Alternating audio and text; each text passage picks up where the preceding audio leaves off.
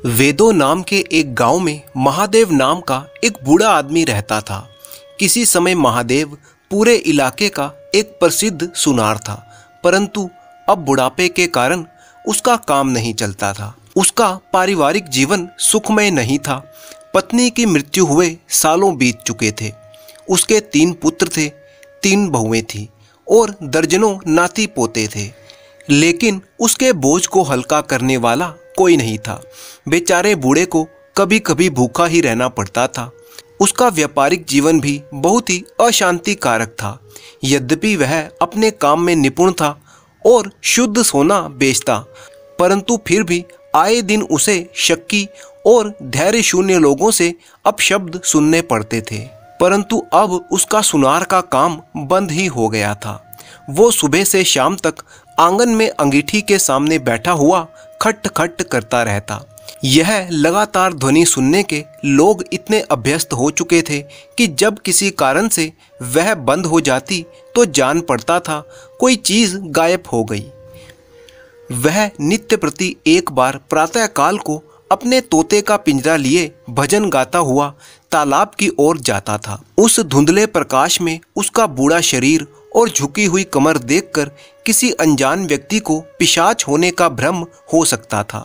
ज्यों ही लोगों के कानों में आवाज आती, सत गुरुदत्त शिवदत्त दाता, लोग समझ जाते कि भोर हो गई है। जब भी महादेव अपने तोते को देखकर पुकारता, सत गुरुदत्त शिवदत्त दाता, इस मंत्र को जपते ही उसके चित्त को पूर्ण शांति प्राप्त हो जाती थी। एक दिन संयोगवश किसी लड़के ने पिंजरे का द्वार खोल दिया।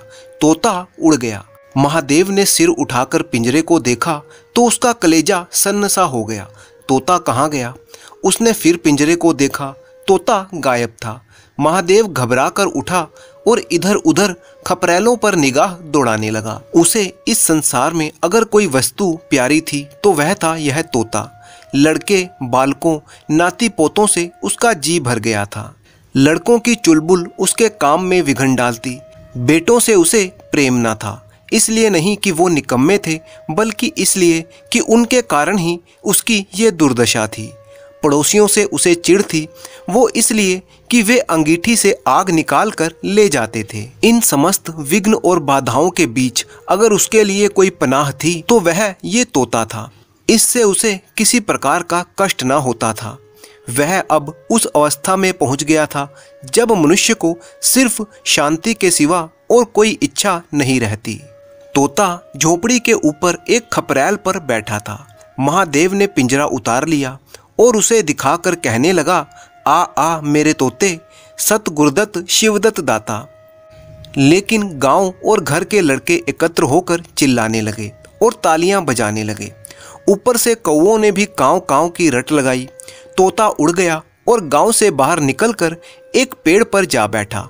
महादेव खाली पिंजरा लिए हुए उसके पीछे पीछे दौड़ता गया।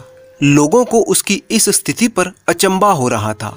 मोह की इससे सुंदर और इससे सजीव, इससे भावमय कल्पना नहीं की जा सकती थी। दोपहर हो चुकी थी। किसान लोग खेतों से वापस चले आ रहे थे। उन्हें विनोद का अच्छा अवसर मिल गया। महादेव को चिढ़ाने में सबको मजा आता था। किसी ने कंकड़ फेंके, किसी ने तालियां बजाई। तोता फिर से उड़ गया और वहां से दूर आम के एक बागीचे में एक पेड़ के ऊपर जा बैठा। महादेव फिर से खाली पिंजरा लिए हुए मेंढक की भांति उचकता हुआ चल पड़ा। बाग में पहुंचा तो पैरों के तलुए से आग निकल रही थी। सिर चक्कर खा रहा था। जब जरा सावधान हुआ तो फिर पिंजरा उठाकर कहने लगा, सत गुरुदत्त शिवदत्त दाता। तोता पेड़ के ऊपर से नीचे की डाली पर आ बैठा, किंतु महादेव की ओर बड़े ही संकोच भरे नेत्रों से ताक रहा था। महादेव ने समझा कि वो डर रहा है। वह पिंजरे को छोड़कर आप एक पेड़ के पीछे आड़ में जाकर छुप गया। तोते ने चारों ओर गौर से देखा। फिर जब वह निश्चिंत हो गया तो पिंजरे के ऊपर आकर बैठ गया। महादेव का हृदय उछलने लगा। सत गुरुदत्त शिवदत्त दाता का मंत्र जपता हुआ धीरे धीरे तोते के समीप आया और लपका कि तोते को पकड़ ले, किंतु तोता हाथ ना आया। फिर पेड़ पर आ बैठा।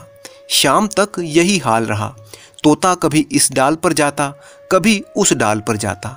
कभी पिंजरे पर आ बैठता, कभी पिंजरे के द्वार पर बैठे बैठे अपना दाना पानी खाता रहता, फिर उड़ जाता। बूढ़ा महादेव उसके मोह जाल में फंसा हुआ था। यहाँ तक कि शाम हो गई। माया और मोह का यह संगम अंधकार में विलीन हो गया। अब रात हो चुकी थी, चारों ओर अंधकार छा गया। तोता ना जाने पत्तों में कहाँ पर छिपा बैठा था। महादेव जानता था कि रात को तोता कहीं उड़कर नहीं जा सकता और ना ही पिंजरे में आ सकता है, फिर भी वह उस जगह से हिलने का नाम ना लेता था। आज उसने दिन भर कुछ ना खाया।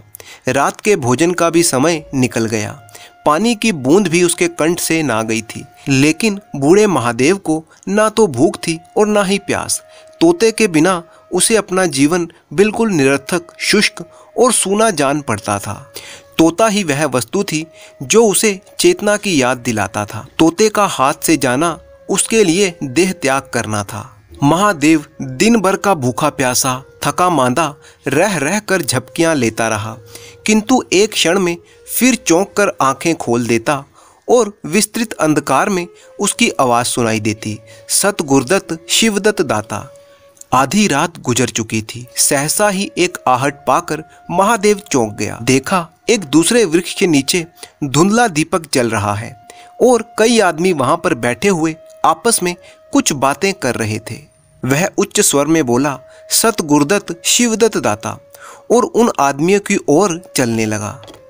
किंतु जिस प्रकार बंदूक की आवाज सुनते ही हिरन भाग जाता है, ठीक उसी प्रकार से उसे आता हुआ देखकर सब के सब उठकर भागे। कोई इधर गया, कोई उधर गया। महादेव चिल्लाने लगा, ठहरो ठहरो। एकाएक उसे ध्यान आया कि ये सब तो चोर हैं। वह जोर जोर से चिल्ला उठा, चोर चोर, पकड़ो पकड़ो। चोरों ने फिर से मुड़ कर ना देखा। महादेव दीपक के पास गया तो उसे एक पोटली मिली। महादेव का हृदय उछलने लगा। उसने पोटली को हाथ में लिया तो देखा कि उसके अंदर एक कलश था जिसमें मोहरें भरी हुई थी। उसने एक मोहर बाहर निकाली और दीपक के उजाले में देखा। हाँ, मोहरें ही थी। उसने तुरंत कलश उठा लिया और दीपक बुझा दिया। वह पेड़ के नीचे छिपकर बैठा रहा। वह एक शाह से चोर बन गया था। फिर उसे शंका हुई कि ऐसा ना हो कि चोर लौट आवे और मुझे अकेला देखकर मोहरें छीन ले। उसने कुछ मोहरें कमर में बांधी, फिर एक सूखी लकड़ी से जमीन की मिट्टी हटाकर कई गड्ढे बनाए। उन्हें मोहरों से भरकर मिट्टी से ढक दिया। इतनी मोहरें पाकर महादेव बहुत ही प्रसन्न था। अब वह अपनी कल्पनाओं में खोने लगा। महादेव के अंतर नेत्रों के सामने अब एक दूसरा ही जगत था, चिंताओं और कल्पनाओं से परिपूर्ण।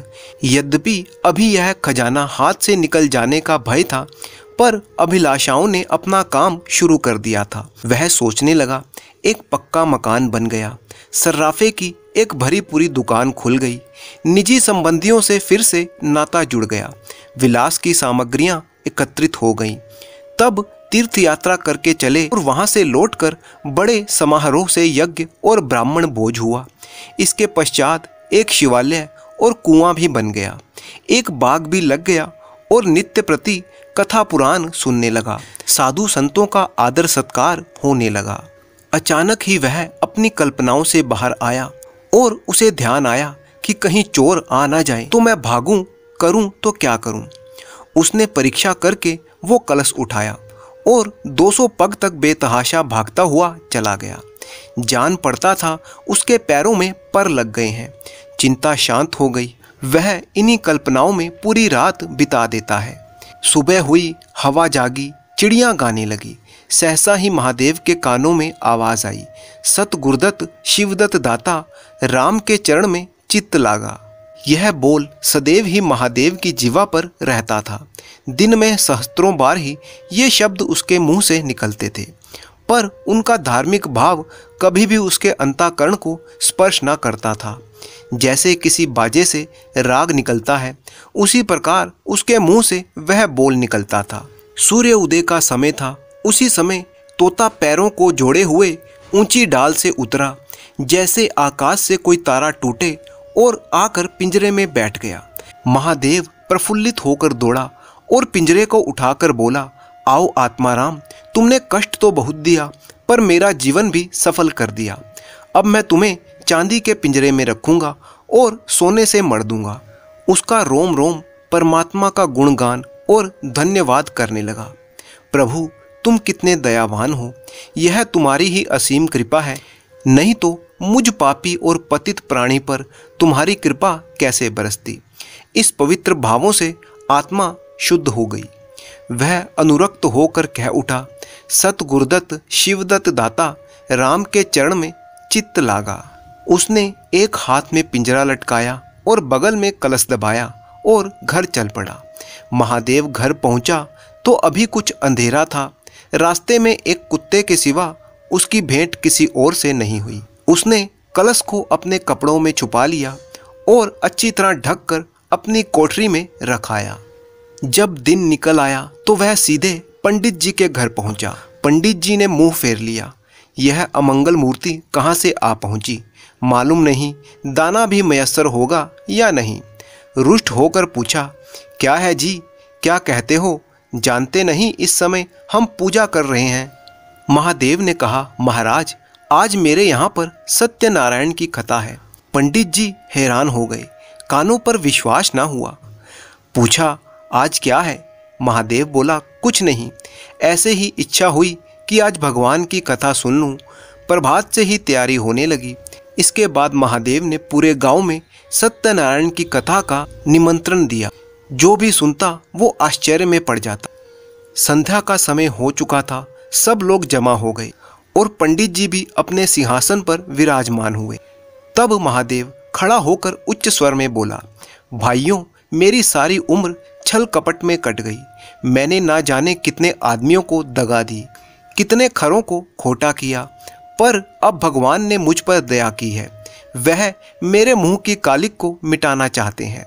मैं आप सब भाइयों से ललकार कर कहता हूँ कि जिसका मेरे जिम्मे जो कुछ निकलता है, जिसकी जमा मैंने मार ली हो, जिसके चोखे माल का खोटा कर दिया हो, वह आकर अपनी एक एक कौड़ी ले जाए।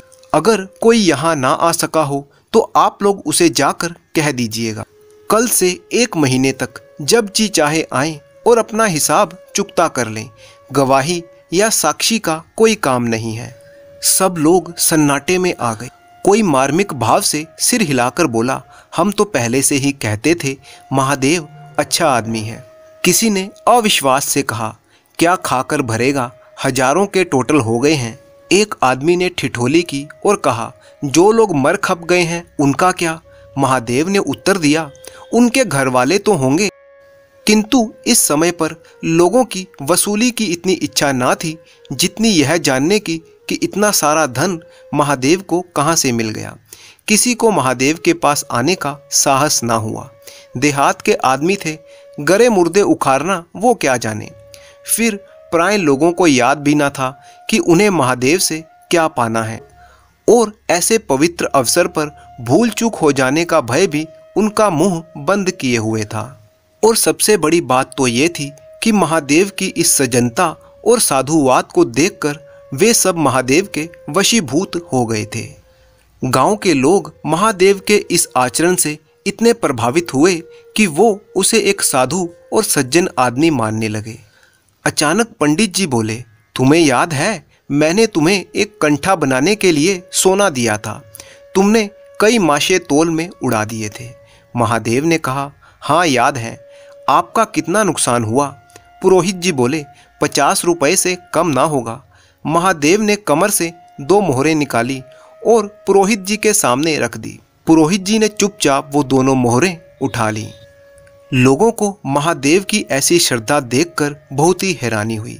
1 घंटा बीत गया पर उन सहस्त्र मनुष्यों में से एक भी ना खड़ा हुआ जो ये कहे कि हाँ महादेव, तुमने मुझसे उधार लिया था वो अब वापस करो।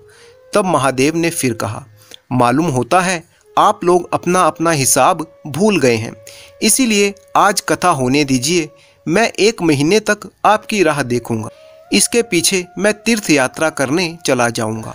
आप सभी भाइयों से मेरी विनती है कि आप सब मेरा उद्धार करें। 1 महीने तक महादेव लेनदारों की राह देखता रहा। रात को चोरों के भय से उसे नींद ना आती थी। अब वह कोई काम ना करता उसका शराब और तंबाकू का चस्का भी छूट गया था। जो भी साधु सन्यासी दीन दुखी उसके द्वार पर आते, वह यथा योग्य उनकी सहायता और सत्कार करता। उसका यश दूर दूर तक फैलने लगा। यहाँ तक कि 1 महीना पूरा हो गया और एक आदमी भी हिसाब लेने ना आया। अब महादेव को भी ज्ञान हुआ कि संसार में कितना धर्म और कितना सद्व्यवहार है। अब उसे मालूम हुआ कि संसार बुरे लोगों के लिए बुरा है और अच्छे लोगों के लिए अच्छा है। इस घटना को कई वर्ष बीत चुके थे। अब लोगों की नज़र में महादेव कोई ठग सुनार नहीं, बल्कि एक साधु और सज्जन व्यक्ति बन चुका था। इतने वर्षों बाद भी आप वेदो गांव जाएं तो दूर से ही एक सुनहला कलश दिखाई देता है। वह ठाकुर द्वारे का कलश है। उससे मिलता हुआ एक पक्का तालाब है जिसमें खूब कमल खिले रहते हैं। यहीं पर तोते आत्माराम का स्मृति चिन्ह भी है। उसके संबंध में कई तरह की कहावतें प्रचलित हैं। कोई कहता है कि रतन जड़ित पिंजड़ा स्वर्ग को चला गया, तो कोई कहता है कि वह सत गुरुदत्त कहता हुआ अंतर ध्यान हो गया। लोग कहते हैं आधी रात को अभी भी तालाब के किनारे आवाज आती है, सत गुरुदत्त शिवदत्त दाता राम के चरण में चित्त लागा। महादेव के विषय में भी कई जनश्रुतियां हैं। उनमें से सबसे मान्य यह है कि आत्मा राम के चले जाने के बाद महादेव भी कई सन्यासियों के साथ हिमालय चला गया और वहां से लौटकर ना आया। आज भी गांव वाले उसे एक धन्य आत्मा और सिद्ध पुरुष मानते हैं।